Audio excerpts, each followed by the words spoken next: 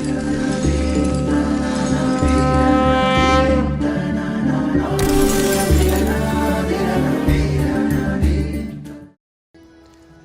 શ્રી સ્વામિનારાયણ. વહાલા ભક્તો, ભગવાન શ્રી સ્વામિનારાયણ દીક્ષિત નંદ સંત જીવન ચરિત્ર પરમહંસ ગાથા ભાગ પહેલો. સદગુરુ સ્વામી શ્રી ધ્યાનાનંદ સ્વામીએ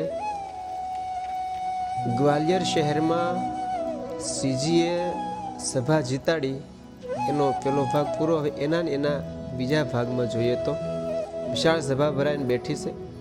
વિદ્વાનો સ્વામીની સાધુતા અને એના પ્રશ્ન ઉત્તર ઉપર વારી જાય છે. કેમ થાય કે આ તો મૂર્તિમાન વેદ છે કે શું.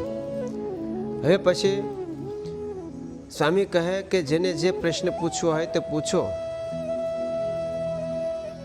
અને મહારાજશ્રીએ પણ કીધું કે જેને જે કાંઈ પ્રશ્ન પૂછવો હોય પૂછો.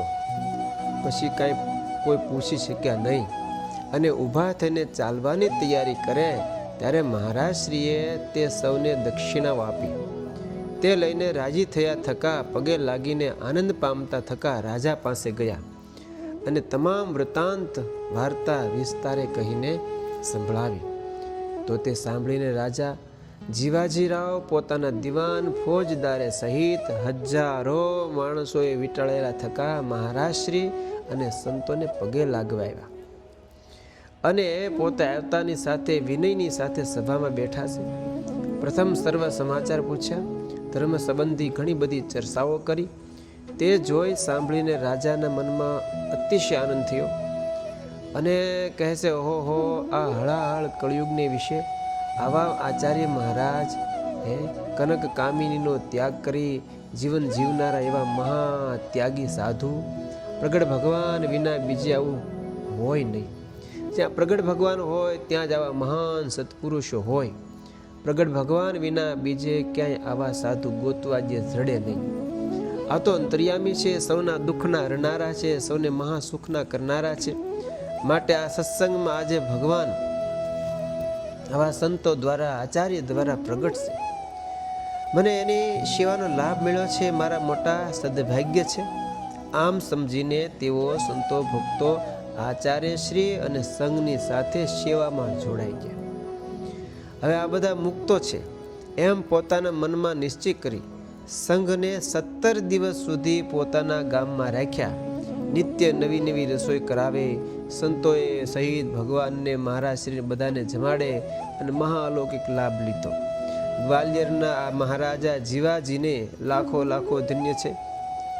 કેમ કે તેને સાચા સંતને ઓળખવાની રીત આવડી ગઈ અને આવડ્યા પછી એણે એક કરી દેખાડ્યું. ભાવથી સેવા કરી અને પોતે પોતાનો જન્મ સફળ થયો માની લીધું. આપણે પણ સત્સંગમાં સાચા સંતો ભક્તોને ઓળખવા અને ઓળખ્યા હોય તો એને સેવાએ કરીને રાજી કરવા. તો આપણા જીવનમાં બીજાને, ભગવાનને તો ઠીક, પણ આપણને એમ થાય કે મેં મારું જીવન આજે ખરેખર ધન્ય કર્યું છે. જરૂર આવું કરવું જોઈએ. જે ભાગ્યશાળી હોય એ જ આ રીતે સાચા સંત અને ભક્તને ઓળખી શકે છે અને તેની સેવાનો લભ્ય લાભ પણ એ જ લઈ શકે છે. આપણે પણ આવા ભગવાન, સાચા આચાર્ય શ્રી, સાચા સંતોની પ્રાપ્તિ થઈ છે. માટે આપણો પણ છેલ્લો જન્મ છે. આપણે પણ ખૂબ ખૂબ ભાગ્યશાળી છીએ. આવા પરચાની વાતો સાંભળી ભગવાનમાં અને સંતોમાં હેત વધે. સાચા અર્થમાં ભક્તિ કરવી, ભક્તિ મોટી શક્તિ છે, ભગવાનને પણ વશ કરી લે છે. શ્રી હરિ સારંગપુરના 10મા વચનામૃતમાં કહે છે કે એવા સંતના દર્શન થાય ત્યારે માનવું કે મને સાક્ષાત ભગવાનના દર્શન થયા. ગ્વાલિયરના રાજાને દયાનંદ સ્વામીના દર્શન થયા તો ભગવાનના દર્શન જેવું ફળ મળ્યું.